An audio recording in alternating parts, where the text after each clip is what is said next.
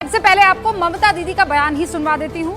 अभी तो ये पूछ रही है कि 16 दिन हो गए हैं, विचार यानी न्याय कहाँ है, हमको जवाब चाहिए। यहीं रुक जाती तो बात समझ में आती, लेकिन ममता दीदी ने आज सारी मर्यादा लांघ दी है। ममता दीदी कह रही है अगर आग पश्चिम बंगाल में लगी तो असम में भी लगेगी, मेघालय में भी लगेगी, बिहार में भी लगेगी, राजस्थान में भी लगेगी, मध्य प्रदेश में भी लगेगी, पंजाब में भी लगेगी, यानी कुल मिलाकर पूरे देश में आग लगी।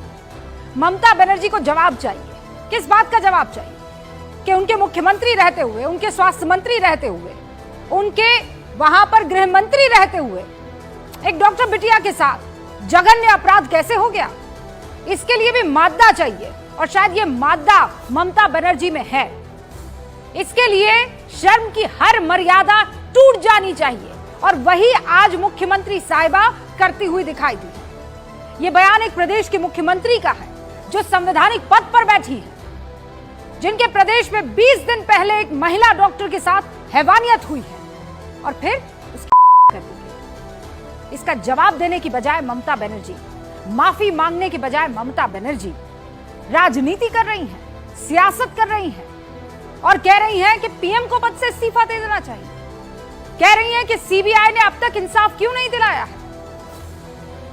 आप जब अपनी पुलिस को संभाल नहीं पाते हैं, सीबीआई बकायदा अपने स्टेटस रिपोर्ट में यह दाखिल करती है कि सबूतों को पूरी तरह से बर्बाद करने की पूर्णतः कोशिश की गई है, दिखाई देता है। और ममता बनर्जी आप बड़ी ही निर्लज्जता से ये सवाल पूछ लेती है एक बेटी के विषय में। एक महिला की होने के नाते आपसे हर महिला देश की क्या उम्मीद कर रही है कि आप ये कहें कि आप सब शांत हो जाइए। हाँ, जो हुआ वो गलत हुआ, जो बिटिया के साथ हुआ वो सिर्फ पश्चिम बंगाल नहीं, देश के किसी राज्य में नहीं होना चाहिए।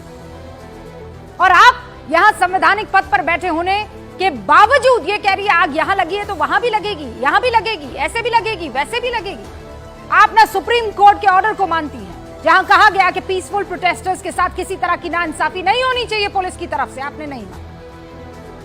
पहले आप कहती थी सीबीआई को एंटर नहीं होने देंगे, और आज सीबीआई जब एंटर हुई है, सबूत इकट्ठा करने में उसे बहुत परेशानी हो रही है, और इसीलिए नाको पहले होता है। जनरली सबूत को क्रॉस चेक करने के लिए नाको होता है, लेकिन यहां इसलिए हो रहा है वो लाई डिटेक्टर टेस्ट, ताकि यह पता लगाया जा सके कि हुआ क्या।